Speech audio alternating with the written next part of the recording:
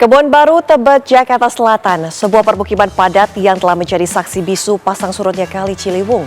Namun pagi itu, 6 Maret 2026, bukan air yang datang bertemu, melainkan tanah yang mereka pijak justru menjauh. 6 pintu kontrakan lejap dalam hitungan menit, terseret gravitasi menuju aliran sungai. Berikut informasi reporter TV One Atika Rahab dan juru kamera Ahmad Syamsuddin.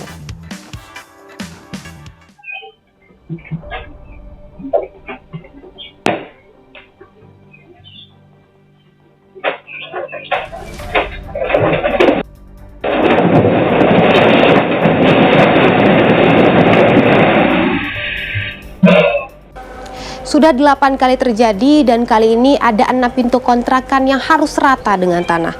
Saat ini saya berada di Kebon Baru, wilayah Tebet, Jakarta Selatan yang bersinggungan langsung dengan bantaran Kali Ciliwung yang kembali dihantam oleh longsor beberapa waktu yang lalu.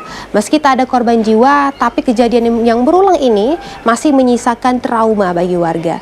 Benarkah ini murni karena faktor alam atau karena adanya relokasi dan juga normalisasi yang tak kunjung tuntas? Saya akan mengajak Anda untuk melihat langsung kondisi terkini di Kebon Baru, Tebet, Jakarta Selatan.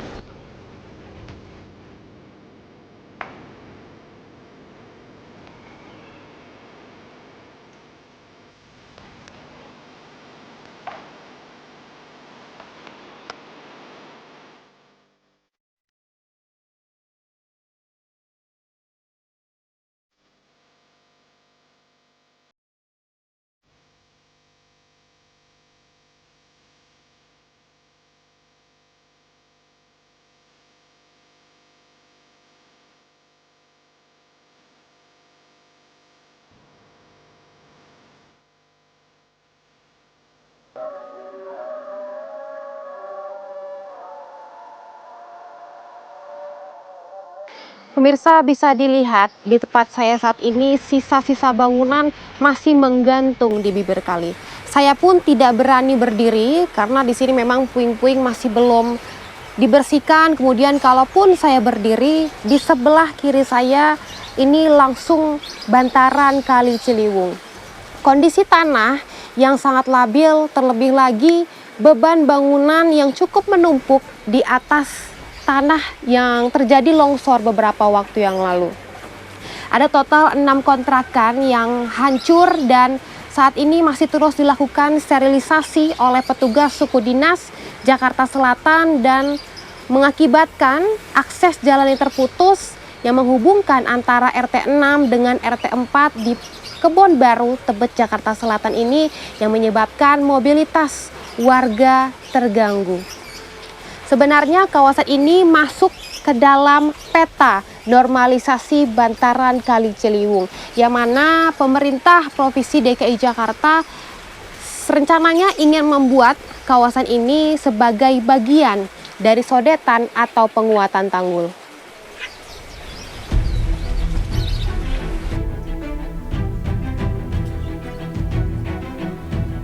Bagi warga, ini bukan sekedar hilangnya tempat tinggal, namun juga hilangnya rasa aman.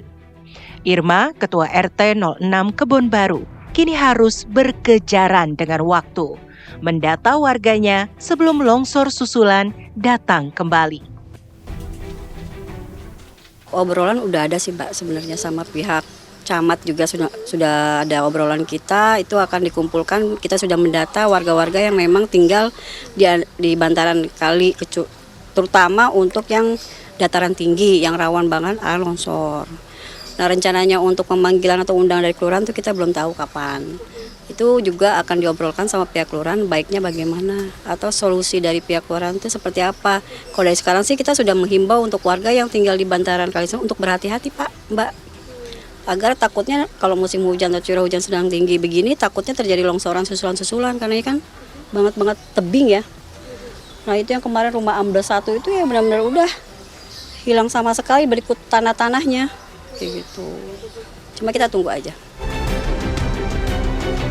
Bagi warga, relokasi bukanlah jawaban tunggal. Ada sebuah asa yang dititipkan pada pemerintah Provinsi DKI Jakarta. Bukan untuk dipindahkan, melainkan dilindungi.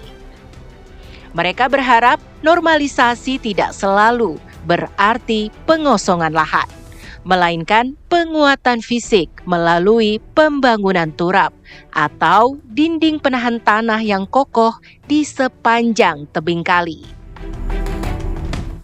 Untuk itu yang sudah saya polling ke warga ya, sebenarnya warga tuh sungkan untuk pindah dari sini.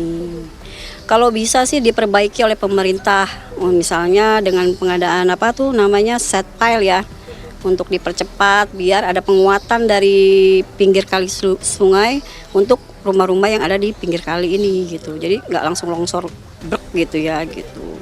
Maunya warga seperti itu, tapi kan lagi-lagi itu pekerjaan atau kerjasama antara Pemda dan pihak pemerintah pusat gitu.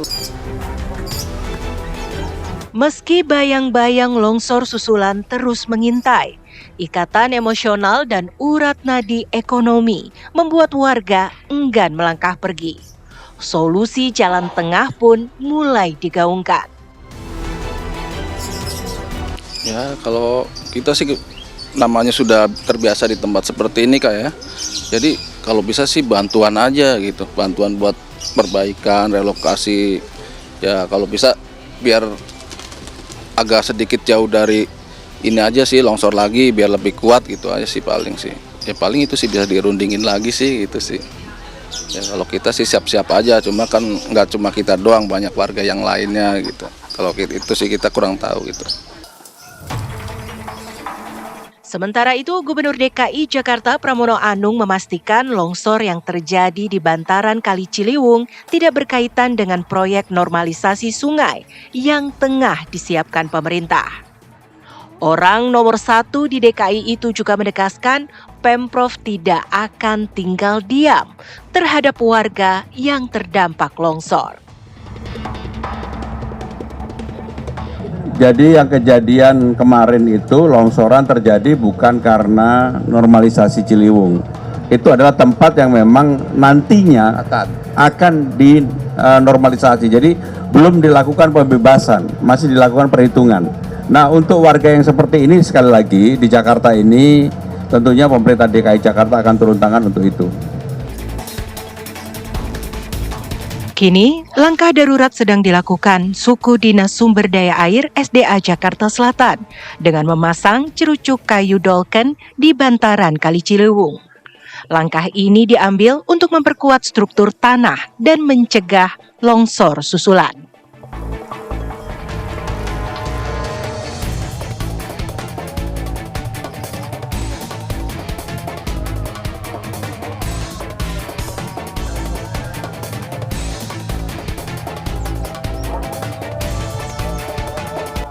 Puing-puing bangunan ini menjadi saksi bisu betapa tipisnya batas antara tempat berteduh dengan besarnya ancaman para warga di sekitar bantaran kali. Kejadian yang terus berulang hingga 8 kali seolah menjadi pengingat bahwa setiap dalam rencana besar penataan kota ada harapan warga yang terus dipertaruhkan. Normalisasi menjadi keniscayaan bagi Jakarta, tapi perlindungan bagi warga masih menjadi prioritas yang tak bisa ditunda lagi. Tentunya kita semua berharap agar nantinya solusi yang diambil bukan cuma sekedar menggeser masalah, tapi juga memberikan rasa aman bagi warga. Dari Jakarta, Atika Harahap, Ahmad Syamsuddin, TV One mengabarkan.